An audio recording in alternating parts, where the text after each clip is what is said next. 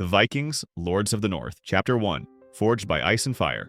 Long before maps bore names, long before kings carved borders, there was the North, a cold, unrelenting wilderness where mountains clawed at stormy skies and the sea screamed against jagged shores. In this crucible of stone and snow, the Viking spirit was born, fierce, resilient, and restless. Here, life did not wait for permission. It demanded strength. The people who rose from these lands became something more than mere survivors. They became the storm. Each day was a test of will. The land gave little and took often. Children learned to fish before they could write, and no man or woman lived without calluses.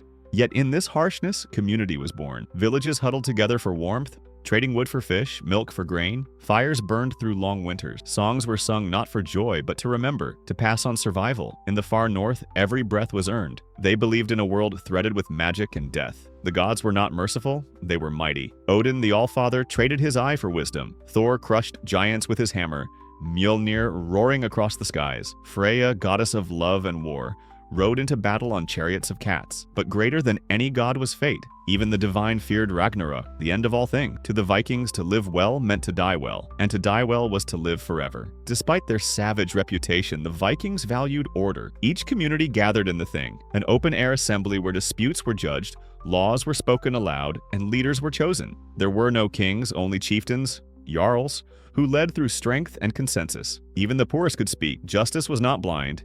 It was communal. This balance of freedom and power gave birth to one of the earliest forms of democracy. The heart of every Viking village was the longhouse, a hall of warmth, storytelling, and strength. Walls of timber, roofs of straw, and a hearth that never died. Here, warriors drank beside farmers. Children listened wide-eyed to sagas, and elders passed on tales older than memory. In the flicker of firelight, the past was kept alive, and from these fires, a people bound by memory emerged. In Viking life, blood was everything. Family honor meant more than gold. To harm a kinsman was to dishonor the gods. Vengeance was a sacred duty, not of hate but of balance. Marriages were alliances. Feuds lasted generations. Names carried the weight of deeds. If a man fell in battle, his kin bore the sword forward, and when sons were born, they were told, "Your life is not your own, it belongs to your ancestors." As early as the 700s, longships began to glide silently through misty fjords, sleek, dragon-headed vessels with oars like wings. These ships were not just tools, they were freedom. The Vikings were not content with their icy kingdoms. The sea called them, to trade, to raid, to discover. They became the greatest seafarers of their age, sailing farther, faster, and with more daring than any people before them. They were poets and plunderers, gentle with their kin, savage to outsiders. They raised temples to gods and raised monasteries. They created intricate jewelry yet wore bear pelts into battle. The Viking was not a simple barbarian. He was a man of honor and terror, grace and fire. To understand them is to understand the duality of man, capable of both glory and destruction. Chapter 2. Longships and Sea Kings. No symbol defines the Vikings more than the longship, sleek, fast, and deadly. With shallow drafts, they could sail oceans and glide up rivers alike. Their hulls flexed with the waves, not against them. Carved dragon heads warned enemies of death. Each longship was a weapon, a home, a grave. They were not built for defense, they were built for reaching what others dared not dream. To the peaceful shores of England and Francia, the longships appeared like phantoms, fast, silent, and merciless. Monasteries were looted, villages burned. The Viking raids were not random, they were strategic. They struck where wealth was held and swords were few. The year 793, the raid on Lindisfarne, marked the beginning of an age of terror. To the Christian world, the Northmen were devils. To the Vikings, they were fulfilling destiny. Every voyage was a pact. The crew of a longship swore blood oaths to one another, to fight, to row, to live and die together. They were not just warriors, they were brothers. From the youngest boy to the grizzled old salt, each had a place, a role, a duty. Betrayal was unthinkable, cowardice, a death sentence. The sea taught them discipline and demanded loyalty. The raids gave way to settlement. In England, the Vikings carved out their own kingdom, the Danelaw. Towns like York flourished under Norse rule. Markets bustled with trade in silver, silk, and amber. Laws were enforced by Viking codes. The axe gave way to the quill, the raid to the treaty. The conquerors became kings. They did not simply steal land, they transformed it. Some Vikings rose above mere chieftains, men like Ragnar Lothbrok, who sacked Paris, or Harald Hardrada, the last great Viking king. They ruled not just people, but fear. Their names echoed across empires, each one a legend, part truth, part myth. Their lives were written in blood, their deaths in saga. In the Viking world, the king was not crowned, he was proven in battle. In the year 845, 120 Viking ships sailed up the Seine. Paris, one of the grandest cities of Christendom, trembled as the Northmen approached. Led by Ragnar himself, they demanded ransom. The Frankish king paid in silver. The Vikings did not merely raid, They held entire kingdoms hostage. Even walls could not stop them. They were not a nuisance, they were a reckoning. Viking raids were governed by rules. The spoils were shared by rank and deed. The first man ashore earned the first pick, cowards earned nothing. The Jarl took the lion's share, but every man expected gold. It wasn't chaos and it was commerce, a calculated economy of violence. In every raid they weighed risk and reward, and rarely miscalculated.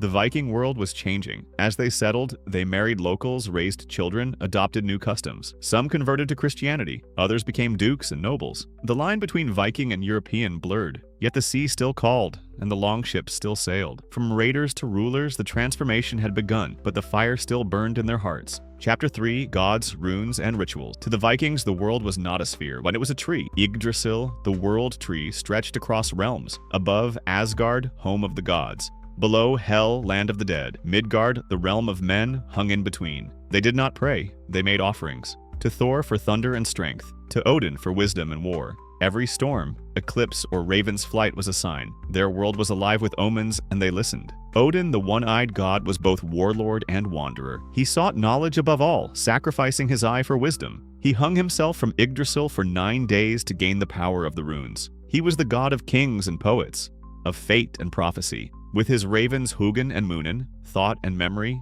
he watched the world. Odin did not promise mercy, he promised meaning.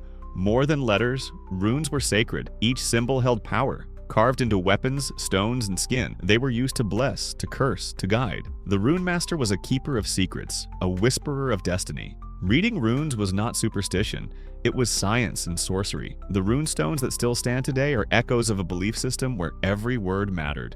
The gods demanded more than praise. In sacred groves and temples like Uppsala, the Vikings gave offerings, weapons, gold, animals, and sometimes blood. Human sacrifice was rare but real. The greatest honor was to give to the gods what mattered most. Rituals were precise, solemn, and terrifying, but through sacrifice came protection. Life was harsh, and divine favor could not be left to chance. Women in Viking society could wield great spiritual power. The Volva, a female seer, held respect second only to Jarls. She read the threads of fate, interpreted dreams, guided voyages.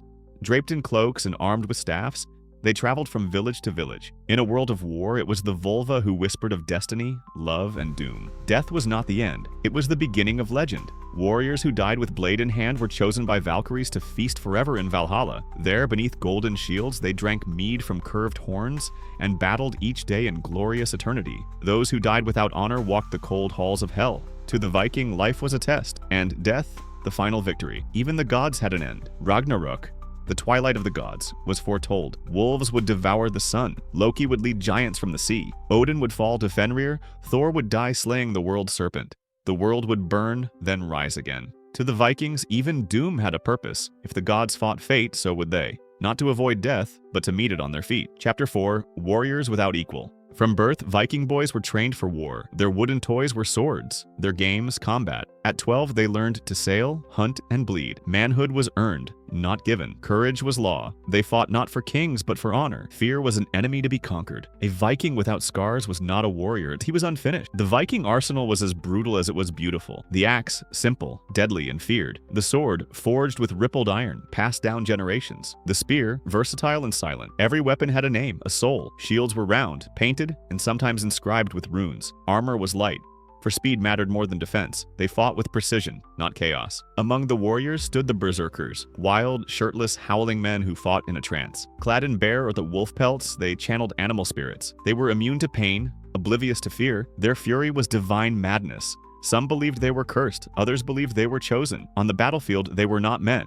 they were storms. Not all Viking warriors were men. Shield maidens, fierce women who took up arms, marched beside their brothers. Saga and grave alike tell of their valor. They commanded ships, led raids, and died in battle. In a world where strength ruled, they proved their worth with steel. Their legacy still echoes, not in myth, but in history. Vikings did not fight recklessly. They fought with cunning. They used terrain, surprise, and speed. The shield wall was their signature tactic, a living wall of wood and steel. Behind it, discipline reigned.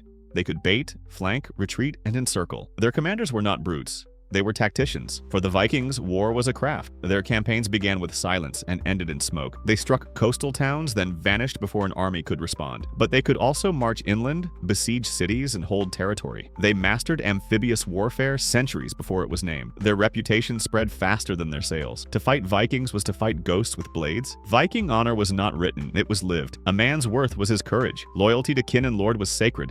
A Viking who fled battle was disgraced. Those who stood their ground, and even in defeat, were honored in saga. Valor was currency. Death was not feared, but earned. Every sword stroke was a verse in a poem of pride. The world took notice. Kings hired Viking warriors as mercenaries. The Byzantine emperors recruited them for their Varangian Guard, the elite protectors of the emperor himself. In Constantinople, the axe of the Norsemen guarded the throne of Caesar. From frost to marble, their fame was global. Even in foreign courts, the Vikings remained warriors of the north. Chapter 5, Across the Seas, Settlement and Exploration. More than warriors, the Vikings were sailors. Born into salt and wind, they navigated by stars, birds, and even the color of the waves. Their longships were technological marvels, and shallow, swift, and silent. With them, they traveled further and faster than any before, not just for war, but for exploration, trade, and conquest. The sea was not their enemy, it was their road. From their Scandinavian homelands, the Vikings spread across Europe and beyond. To the east, they sailed the rivers of Russia to trade with Byzantium. To the west, they struck England, Ireland, and France. Southward, they reached Morocco. Northward, Iceland, Greenland, and even further still. Where there was water, the Vikings followed it, and where they went, they left their mark. In England, they did not just raid, they ruled. The Danelaw, a Viking territory, covered nearly half the land. Here, Norse language, law, and customs blended with Anglo-Saxon life. Cities like York became Norse strongholds. The sword brought conquest, the plow brought permanence. In time, the Viking in England became more farmer than fighter, but always a Norseman at heart. In France, Viking terror turned into dynasty. The Frankish king granted land to a Norse chieftain, Rollo, to stop the raids. That land became Normandy, named for the Norsemen. The descendants of those Vikings would one day conquer England themselves. The Norse did not just change nations, they created them. Pushed by overpopulation and drawn by freedom, Vikings sailed to Iceland, a land of fire and ice. There, they built farms, villages, and one of the world's oldest parliaments, the Althing. No kings, just chieftains, laws, and debate. In this land of volcanoes and isolation, the Viking spirit thrived, raw and free. Led by Eric the Red, Norse settlers pushed further to Greenland, harsh, remote, but livable. They raised sheep, fished, and built churches. For centuries, they survived at the edge of the known world. When Europe descended into darkness, the Vikings lit fires in the Arctic. Around the year 1000 AD, Leif Erikson, son of Eric the Red, reached what is now North America. They called it Vinland, land of wine and forests. Here the Vikings built camps, explored rivers, and met the native Skraelings. But the land was wild, the distance vast. In time they left, but they were the first Europeans to set foot in the New World, 5 centuries before Columbus. Exploration was not conquest, it was curiosity. What lay beyond the horizon? The Vikings asked that question with oars in hand. Their sagas remember not just wars but journeys, because while others feared the sea, they followed it. And in doing so, they touched more of the world than most ever would. Chapter 6, Viking Society, Life, Law, and Legacy. The Viking was not only a raider, he was a farmer, a blacksmith, a shipwright. She was a weaver, a healer, a merchant. Between raids, they sowed fields of barley, raised goats, and crafted tools. Life was hard, but rich. Every day was survival and celebration. Their strength came not just from conquest, but from community. The heart of the Viking home was the longhouse, a single wooden hall shared by family and livestock. Heated by central fire pits, lit by oil lamps, its walls echoed with stories. Here, meals were shared, gods were honored, and children learned the sagas of their ancestors. The longhouse was not just shelter, it was legacy. Viking hands were skilled. They carved, smithed, spun, brewed, and built. They forged swords from folded iron, engraved runestones with care, and fashioned jewelry from silver and amber. Trade routes stretched from Baghdad to Dublin. Silk from China, coins from Arabia, glass from the Mediterranean, all found their way to Norse hands. They were more than raiders. They were global traders. In a world of axes, law still ruled. The Althing of Iceland, founded in 930 AD, was a gathering of chieftains, freemen, and law speakers. Disputes were settled, laws recited from memory, and justice, often rough, was dealt. Blood feuds were common, but so was compensation. Vikings were not anarchists. They were fiercely legalistic, and their word was bond, and oaths were sacred. Norse women held more power than most of their medieval sisters. They could own land, file for divorce, and run farms. Shield maidens fought, queens advised, mothers ruled the hearth. Sagas tell of powerful matriarchs and cunning widows. While patriarchy stood, Norse society granted women a place of strength, both feared and respected. Life was harsh, so they celebrated often. Feasts lasted for days. Mead flowed, skalds recited poems, halls rang with laughter and challenge. But death was also honored. Funeral pyres sent warriors to Valhalla. Ships were burned or buried with weapons, animals, even servants. In life, the Viking lived fully. In death, they passed with honor. There were no Viking schools, only stories. Children learned by doing, watching, listening. Skalds, the poets, passed history from mouth to ear. Through sagas, the deeds of ancestors lived on. A man's name lived only as long as his story was told. In this way, even the dead still spoke. Even as their raids faded, Viking society endured. In their language, law, and customs, echoes remain across Europe. In place names, in words like knife, sky, and husband. Their values, honor, exploration, resilience, still shape northern cultures today. They were not myths. They were builders, lawmakers, storytellers, and the North remembers. Chapter 7, Gods and Beliefs, the Norse Mythos.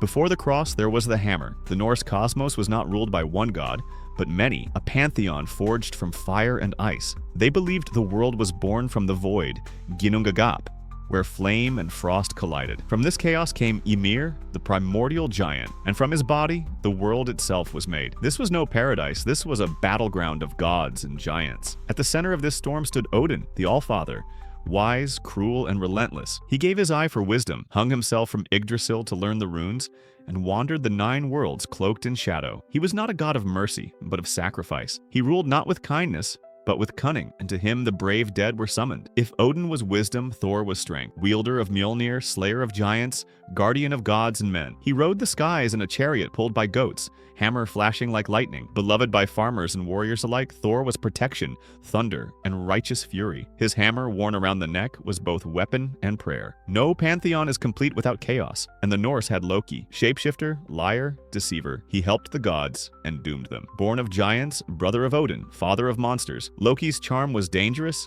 his schemes legendary. He is laughter in the dark and fire beneath the surface. All existence was held by Yggdrasil, the world tree. Its branches stretched across 9 realms, Asgard of the gods, Midgard of men, Jotunheim of giants, and more. Beneath it, the Norns wove fate. Its roots touched life and death alike. It was not just myth, it was map and mirror. Even gods must die. The Norse believed in the end, Ragnarok, a final battle where Fenrir the wolf would swallow Odin, Thor would fall slaying Jörmungandr, and the world would be consumed by fire and reborn. It was not apocalypse. It was cycle, death, and renewal. To the Norse, death was a journey. Warriors who died bravely were taken to Valhalla, Odin's hall, to feast and fight until Ragnarok. Others were chosen by Freya for her own hall, Folkvangr. The dishonored went to hell, a realm of cold and silence, but every death was honored, for to die well was to live forever in memory. By the 11th century, the hammer gave way to the cross. Christian missionaries, kings, and politics spread a new faith across the north. Churches replaced shrines. The gods were not forgotten. They were buried beneath the saints. Yet still in language, in days of the week, and in spirit, the Norse gods live on. Chapter 8, War and Weaponry, the Viking Arsenal. To be Viking was to be warrior. Even in peace, the axe was close. Honor was not found in wealth or word, but in bravery and blood. Boys were taught early to handle blade and shield. Manhood was proven in raids. A Viking's strength lay not only in muscle, but in fearlessness. The sword was rare, expensive, and revered. Passed down generations. Forged with layered steel, sometimes from distant lands, each blade was named. They bore runes and symbols of fate. In Viking hands, the sword was not just a weapon, it was legend, authority, and soul. More common, yet no less deadly, was the axe. From woodcutting tool to battlefield executioner. Easy to forge, lethal in close quarters, the Viking axe became a symbol of power. Some had long shafts for reach, others small enough to throw. It was the everyman's weapon. Brutal and efficient. The shield was more than defense, it was formation. Made of linden wood, rimmed with iron, painted with runes. Vikings locked them together in shield walls, creating a living fortress. The spear, too, was crucial. Light, fast, thrown, or jabbed in tight ranks. Together, they made the Viking deadly as a unit. Though famed for their ferocity up close, Vikings also used bows. Lightweight, self-bows of elm or ash, ideal for ambushes and naval assaults. Arrows tipped with bone or iron-pierced armor and hearts alike. Slings and throwing axes added to the chaos. Distance brought no safety. The horned helmet is a lie. Vikings wore practical headgear, conical iron helmets, sometimes with nose guards. Horns would have been foolish in combat. Some wore chainmail, but it was costly. Most relied on thick tunics, layered leather, and speed. The real defense was aggression. The sea was battlefield and highway. Long ships darted through rivers and fjords. In naval ambushes, Vikings threw grappling hooks, leapt across decks and fought hand to hand. Their mastery of tides, wind, and surprise gave them total maritime dominance, a floating storm. Fear was weaponized. Vikings howled into battle, painted their faces, wore animal pelts. Tales of berserkers, frenzied warriors immune to pain, terrified enemies, smoke, sudden strikes, and brutal vengeance created a reputation that marched ahead of their ships. Some cities surrendered without a fight. More than brute force, there was tactics. The shield wall was central.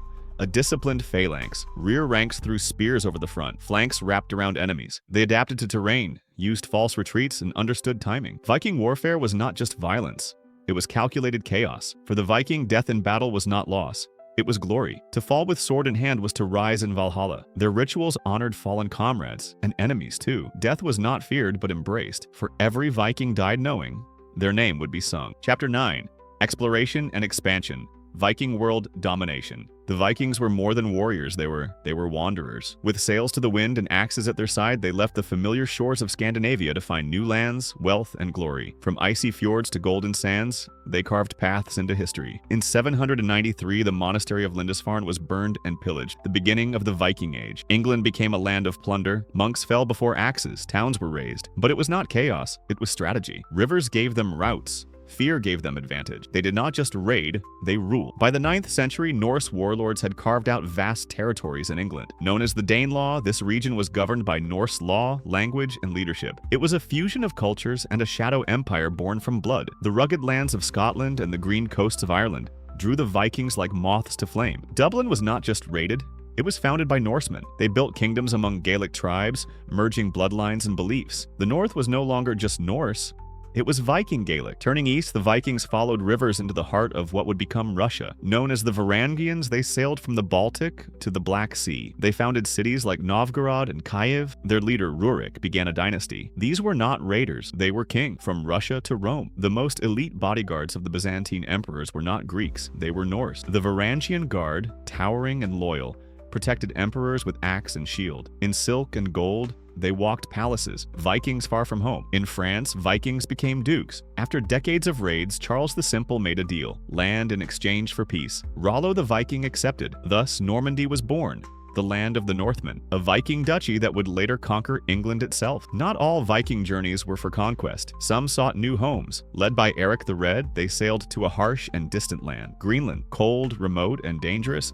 Yet they built farms and families. They made the uninhabitable habitable. Before Columbus, there was Leif Erikson. Around the year 1000, he sailed west from Greenland and found a lush land with grapes and forests. Vinland, likely in modern-day Newfoundland, it was the first known European contact with North America. Though the colony didn't last, history had been made. They touched every corner of Europe and beyond. From Baghdad to Newfoundland, Vikings left traces of language, trade, and blood. They were not just destroyers, they were creators. Not just pirates, but pioneers. Their legacy lies not just in what they burned, but what they built. Chapter 10, The Fall of the Vikings, Twilight of the Norse Lords. No age lasts forever. As the Viking world expanded, so did its enemies. Fortified towns, standing armies, and centralized kingdoms emerged across Europe. Vikings, once unstoppable, began facing resistance. Their unpredictability was no longer enough. The world was adapting. The gods of Asgard began to fade. Across Scandinavia, kings saw benefit in aligning with Christian powers. Harald Bluetooth of Denmark converted, not out of faith, but politics. Churches replaced shrines.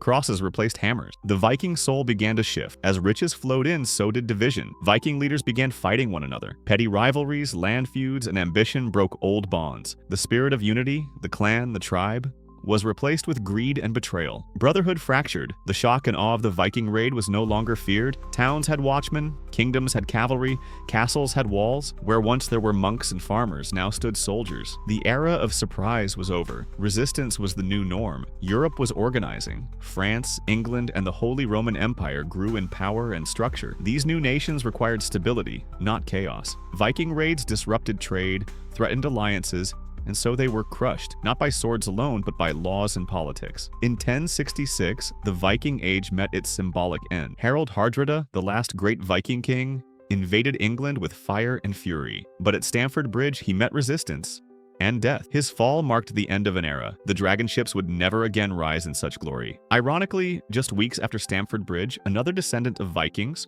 William of Normandy, invaded England and won. Though the Viking Age ended, their legacy flowed through the veins of those who conquered. Viking blood still shaped the world, even in its twilight. Those who once plundered now governed. The descendants of Vikings became kings, dukes, and emperors. Their names were no longer feared in villages but recorded in courts. The age of the axe gave way to the pen. Power had evolved. Runes faded from stone. Longhouses became churches. Skalds sang hymns. Yet the stories endured. Whispered in halls, carved in sagas, passed in blood. Though their ships no longer sailed, the Viking spirit echoed in every corner of northern Europe. The Viking Age ended, but the Vikings never truly disappeared. They became part of the very nations they once raided. Explorers, kings, traders, and rebels. Their echoes still ripple through time. In the ice and fire of the north, the legend lives on. Chapter 11, The Viking Legacy in the Modern World. The Vikings teach us more than war. They teach resilience, curiosity, fearlessness. The Viking Age ended nearly 1,000 years ago, yet here we are still telling their tale. Because as long as the sagas are told, the Vikings live on, not in steel or stone, but in the hearts of those who remember.